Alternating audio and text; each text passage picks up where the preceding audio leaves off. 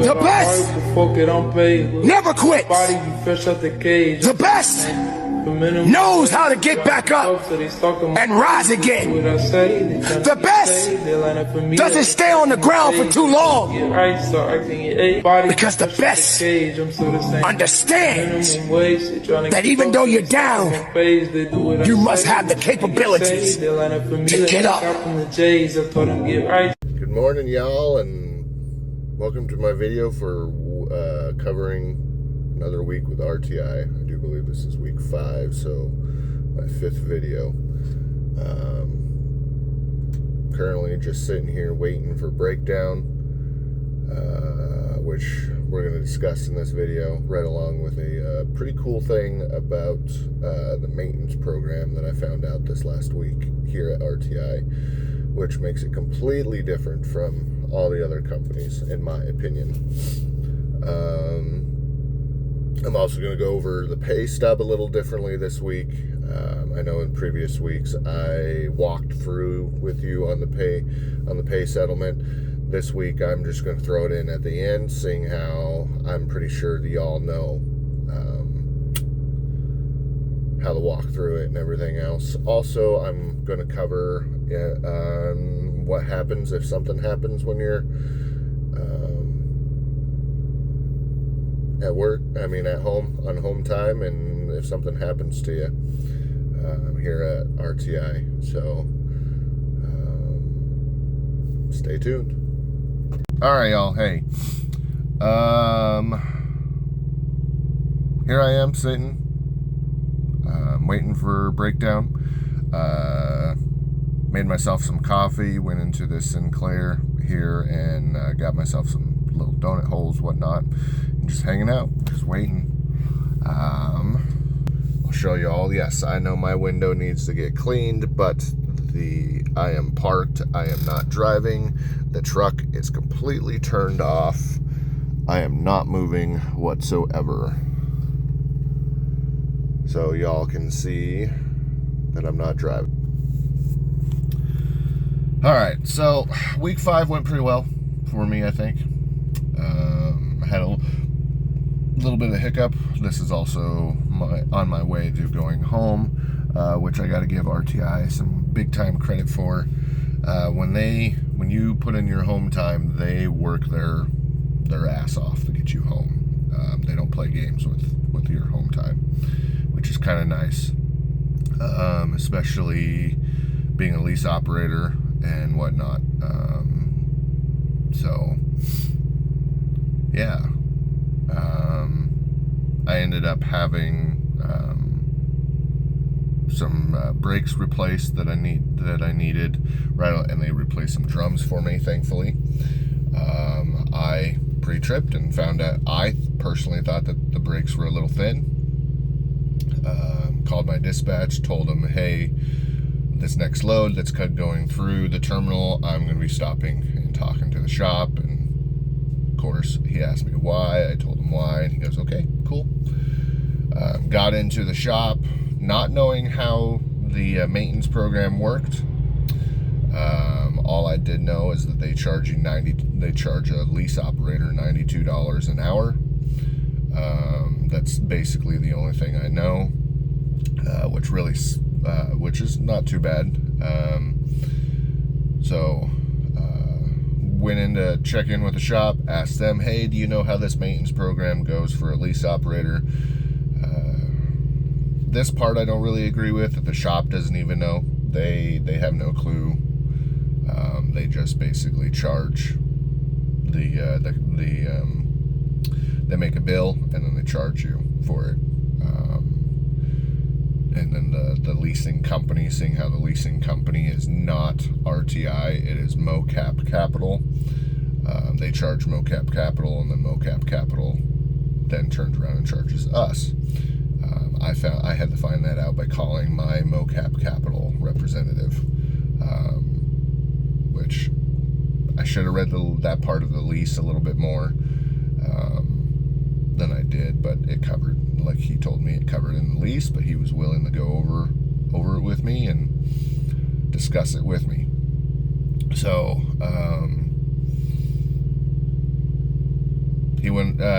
went over it with me. They in the lease program for RTI, they, in my opinion, my humble opinion, this is probably one of the best, one of the better maintenance programs in the industry for the lease purchase. I've been with Wilson Logistics. I did their lease, and they would charge you a weekly. They would charge you so many cents per mile, and then anytime you had an issue, they just took it out of your maintenance fund. But they charge you the whole thing. I was with a Night Transportation with their lease purchase program as well, and they did the same thing as Wilson. They charged you they charged you certain cents per mile. Anytime you went into the shop for anything, it was whether an in-house shop or an outside shop, they would charge that maintenance account, which is pretty typical in the industry that I've noticed.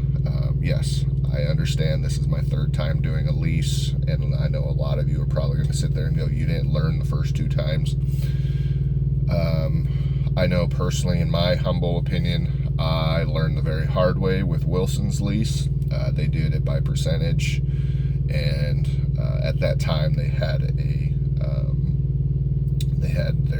their big blow up in the West Coast when I got on, and I just wasn't making the miles, and they paid, like I said, they paid percentage per load.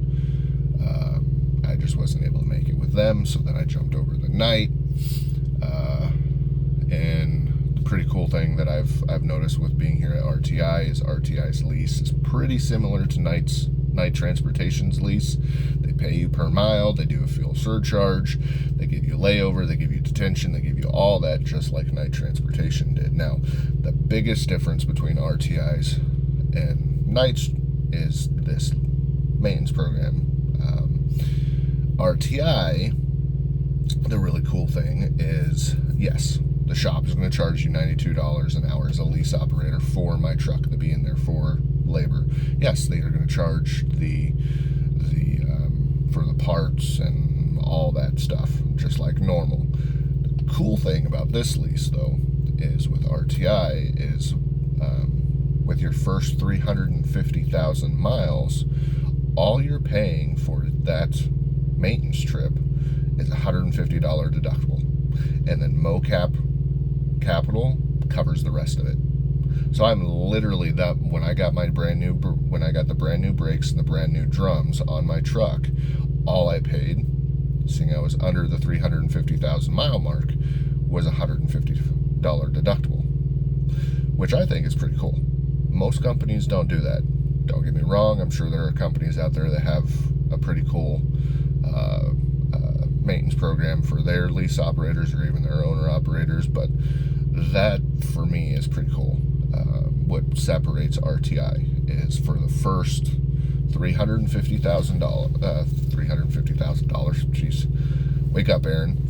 For the first 350,000 miles, all you're paying is the deductible, that $150 deductible, and they are paying everything else. MoCap covers everything else. Now for tires, it's a $250 deductible for that first 350,000 miles. So if I had to replace, let's say, all 8 of my drive tires, all I'm paying is $250, and then MoCap is covering the rest of it, which, as we all know, tires can get pretty expensive. So I thought that was pretty cool, and I think that's very much separates RTI's lease out from a lot of people's. Now, don't get me wrong, they do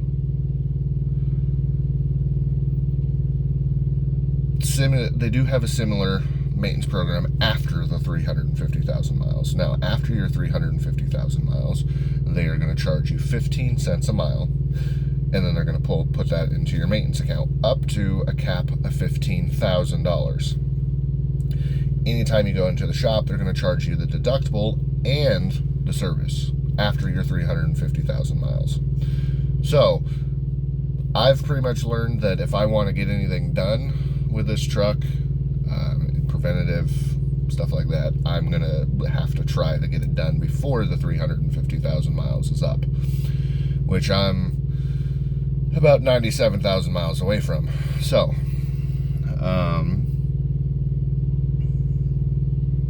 yeah, that's the biggest difference between the RTI's maintenance program and other programs.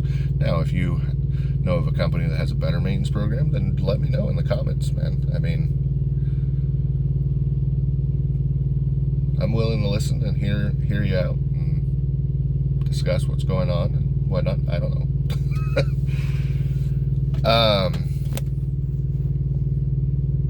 But I stopped in the shop, got my brakes replaced, both sides, and two of the drums on the rear axle of my truck, which was pretty cool for only $150. So I can't really complain. Went on home time this week, which is not a bad thing. Still made a pretty good, decent paycheck. Yes, I could have made better. I'm sure there's a lot of you out there that are going, oh, I don't understand how you can survive off of that kind of money. It all depends on what works best for you, and how you're budgeting, and how many bills, and how much debt you owe, and so on and so forth. So I know there's a lot of people out there like, oh, I would never work for less than $2 a mile. Well, unfortunately, that's not how this industry is, I've learned. Especially if you want to keep moving. Yes, there are some miles that, if you're a full-on owner-operator, that's some loads that you can get some really good pay for it. But the shippers and the receivers and stuff are hurting just as bad as the rest of us are for money-wise. Yes, they do have a little bit more, a much bigger cushion than all of us do, but they're hurting just as bad as the rest of us. So, and I'm sure that's going to start a little debate in the comments or whatnot. And if you want to make your comment on that, that's fine. Just be respectful about it. So I'm all about positive energy and whatnot. So I think the biggest gripe I have right now, I know this is technically in week 6 instead of week 5, is breakdown. Did a post trip last night, realized that my tire had some flat spots, which I did not pick up in my pre-trip. Has some really bad flat spots. So called it in last night, thinking, okay, well, they use national account. They will end up using somebody like Loves or TA or something. And I'm literally out in the middle of nowhere here in Nebraska today. Seeing out Loves and TAs pretty much 24 hours. I figured, okay, well, they'll use them. Well, I called them and they said, oh, no, we won't be able to get somebody out to you till tomorrow morning. They don't open up till 7. I'm like, okay, well, there's a little mom and pop place here. Let me see if they have somebody. They didn't have anybody who is willing to help. They don't come in until Mondays, I guess. So they're this little tire shop here at this mom and pop. It's only open Monday through Friday. So I called dispatch, not dispatch, but my breakdown again, told them what was up, and they're like, okay, well, we'll give you a text message about the ETA. Well, woke up this morning thinking, okay, well, if they opened up at 7, they'll be here probably, seeing I'm literally only an hour and a half away from some major cities here in Nebraska, North Platte, Cozad, Kearney, stuff like that. They'd be here pretty quick. Well, I guess my breakdown department's trying to use Southern Tire Mart. And every Southern Tire Mart that they have called so far this morning has said that they're too busy, which in my opinion is complete bullshit. Every time I've pulled into a Pilot or Flying J, every Southern Tire Mart that I've seen, they have literally nobody in there. There's nobody. And the technicians are just standing around. So, I think that's probably my gripe about RTI, is they seem to not want to use Loves or even TA to do a roadside call service, which is a little weird to me. Especially seeing how Loves and TA, like I said earlier, are 24 hours. And they would have been here last night, and they would have replaced my tire, and when I woke up this morning, I would have been able to get up, do my pre-trip, and go. Instead, I'm now sitting here waiting to see who they're going to call and who's going to show up. So I think that's probably not a good thing. That's a little bit of a gripe I have. Is they have a national account, but they refuse to use the big boys. They want to use a little tiny company like Southern Tire Mart, which I understand Southern Tire Mart's getting bigger. But like I said, every Southern Tire Mart that I have seen at these pilots, Flying J's, they're freaking empty. There's nobody there. So you can't tell me that, oh, we're busy. No, it's just you don't want to send your driver out here to fix a tire, which is, in my opinion, bullshit, especially when you're going to get paid some pretty good money. You're especially seeing out a roadside service call. So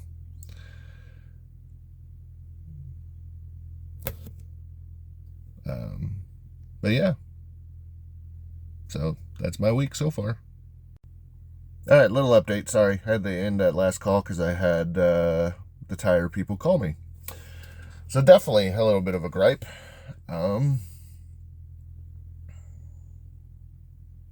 Literally, they have a Love's truck stop an hour and 10 minutes away from me, down in North Platte, down south. I am up in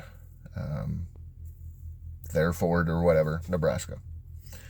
They literally called a tire company out in Norfolk, Nebraska, and then telling me that it's a 3-hour wait. 3 hours to get out here and change a tire when I'm literally an hour, at max an hour and a half away from a Love's. Could have called Love's Transportation, had them come out. A little frustrating. Needless to say.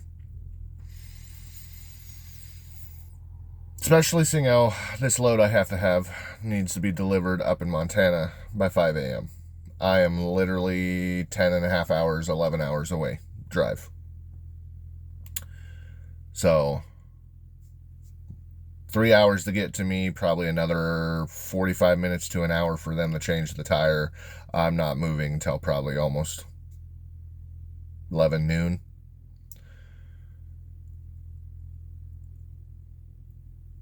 A little frustrated. So, yeah. Overall, RTI is a good company. So far,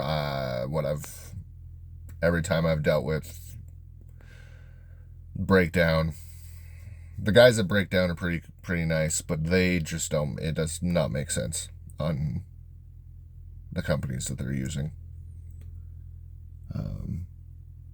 So yeah, there's my little gripe. So hopefully the rest of the week goes well. All right. Watch the end of the video here and you'll see my my settlement for week 5. Till next week, guys.